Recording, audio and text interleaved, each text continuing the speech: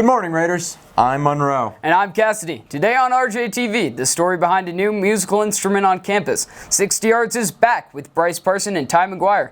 All that and more on this week's episode of RJTV.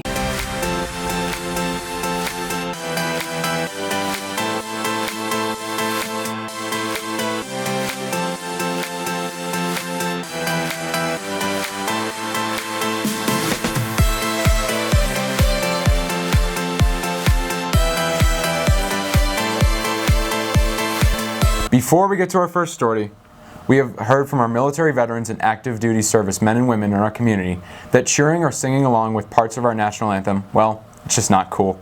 Please don't cheer during the national anthem this evening out of reverence for our veterans, and let's set the standard for all our Raider sports events this year. Yeah, let's respect the wishes of the servicemen and women in our community and save the cheering for the Raiders during the football game. The Rowdies certainly will. Community is what we're all about here at Regis Jesuit, and it lasts forever. Last spring, RJTV reporters Amber Rainsberger and Elsa Pater told the story of how one family honored their son with a unique gift to the school. Professional organist Ken Mervine came in to teach students about a newly donated theater organ. Organ is my first love. And there's a story behind this organ. This theater organ was donated by Joan and Daryl Sandin. And these are parents who had a son come through Regis. He was an organist in his lifetime, and he unfortunately passed away. So Joan and Daryl donated the organ in his honor. And the organ itself, it's already being put to good use. Students Riley Davis and Claire Pauka got to play it for the first time in class. It was like a new experience, kind of just to try playing something new. And just, I've never played the organ before, and so it was definitely different. Hammers for pianos and tarantulas for an organ. It's a lot more sensitive, I guess, so when you touch, like, it makes the sound no matter what. Yeah, like the sound is the same no matter how hard you press on it, like any amount of pressure applied, it just sounds the same, whereas piano is like you can control like how much sound you want to come out of the key.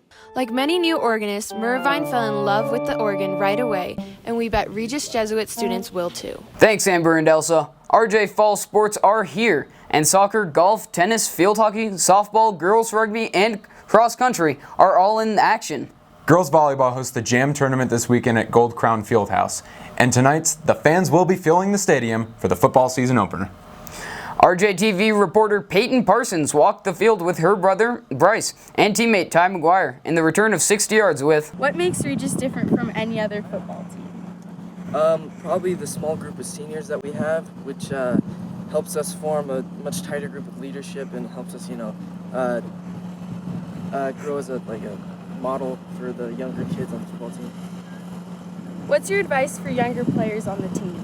I would say play without the fear of failure and always give it your 100%, no matter what the situation is, even if you make a mistake. What has been the biggest overall improvement this year?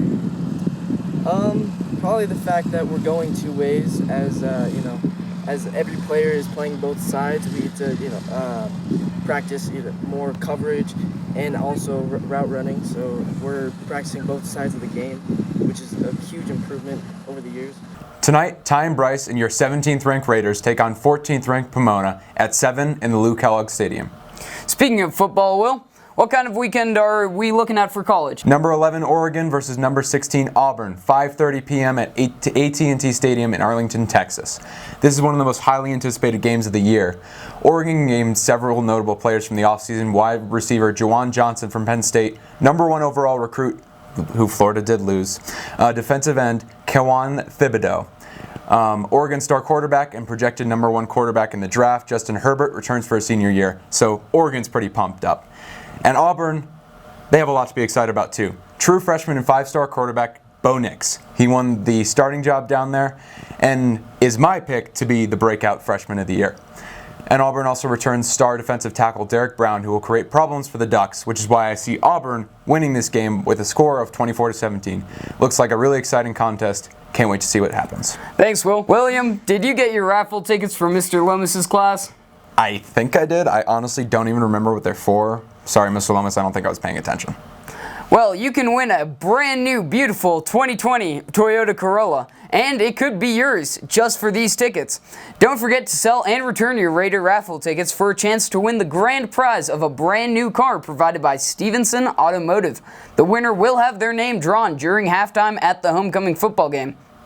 You could also go home with $5 grand for second place and $1,000 for third place. Sell those tickets, maybe you'll win. Who knows? And if you sell it to someone who wins, you get a kickback, so. That's pretty cool. You never know what's going to happen to you. So one more reminder before we go. The club fair is today at lunch. This is your chance to become involved in some amazing clubs here at Regis Jesuit.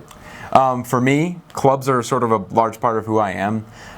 In moving here sophomore year, getting involved in the club fair was a really impactful experience in my life that sort of, I found who I am here because of the club fair. And so, to all those who are new at Regis or old, join some new clubs. I'm a part of a bunch of awesome ones. You can join us here at RJ Media. But get out there, show your appreciation, and sign up for some clubs today, Raiders. Yeah, I always ended up signing up for way too many clubs, and but just choosing the ones and throwing out a big net, catching a few fish. Well, that'll do it for this episode. I'm Monroe. And I'm Cassidy. We will see you next week on RJTV.